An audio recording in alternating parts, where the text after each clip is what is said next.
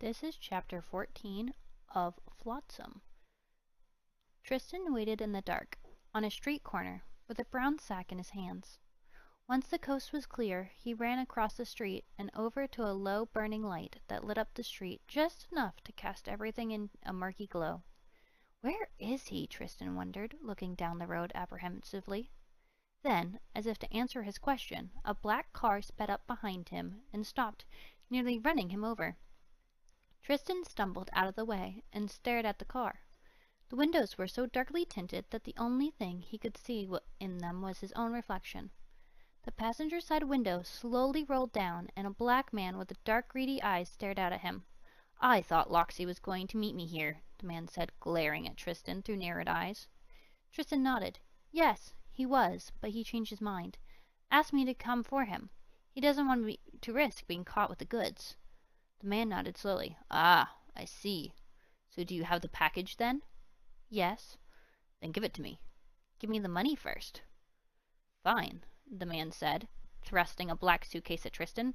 "It's all here, like I told Loxy it would be." Tristan looked at the suitcase and peered into it. Satisfied with what he saw, he now handed the man the brown package. "Give Loxy my regards," the man said, rolling up the window. "Pleasure doing business with you." "The pleasure's all mine," Tristan murmured, taking the suitcase in hand and walking down the street slowly, trying not to look too eager. Once the car disappeared, Tristan ran for all he was worth. Loxy would come looking for him. He was sure of it. It didn't matter what he had double-crossed his partner. After all, the work he had done, the money was partly his. In a few hours, he'd be out of town, and far away from Loxy. He paused at a street corner, ran down an alley, and waited by a garbage bin. She was coming for him. Tristan crouched down by the garbage bin and waited. Closing his eyes, drifted into a troubled slumber. He suddenly awoke to the sound of a car engine idling, and the brilliant glare of headlights. A car door slammed, and a woman stepped into view. "Tristan! Tristan!" a voice called. "Where in heaven's name are you?" "Mom!" Tristan exclaimed, standing up. "I've got the money."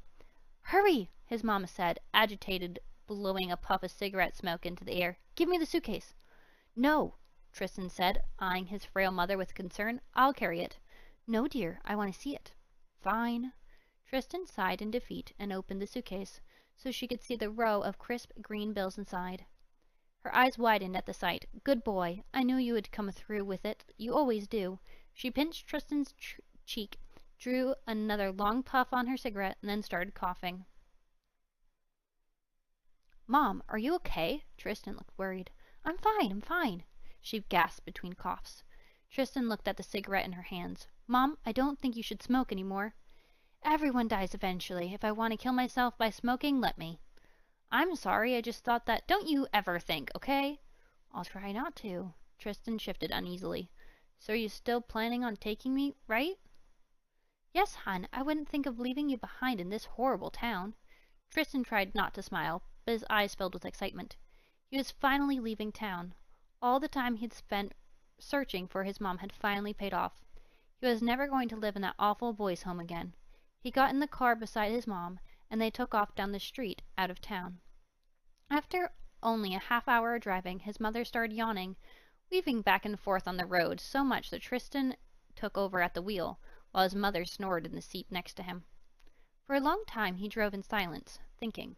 Tristan tried to sort out a list of questions that he had wanted to ask his mom for a long time. He looked at her peaceful face as she slept. She was not exactly the picture-perfect mom he had imagined. However, she would do. Her cheeks were hollowed, and her face was a sickly pale yellow. She had a silver nose ring in one nostril and dry skin. He had found his mother some months back. When he had first made contact with her, she had been angry. Then, as Tristan tried to be of use to her, sending her the money he had earned from the things he stole, she gradually relied on him more and more. "Tristan?" his mom yawned, sitting up. "Where are we?" "Just outside of town." "Why?" "Stop." "What for?" "I need a restroom." "Oh, okay." Tristan turned the car around and drove to the first gas station he saw. They both got out of the car, and Tristan browsed the store while his mom used the restroom. He stood in the magazine aisle for a long time, waiting. When he heard a car start outside the gas station, he glanced up and let out a cry of dismay. His mom had crept out of the store and was driving away without him. Tristan's stomach lurched at the thought of being left behind. "Wait!" he cried, running from the store to catch up with the departing car. The car lurched to a stop as he ran in front of the headlights. "What are you doing?" he cried, pounding on the hood of the car. "I thought you said I was going to come with you this time." His mom gazed at him with unfeeling eyes, shook her head, and pressed the gas pedal. Tristan was thrown over the hood of the car and onto the pavement.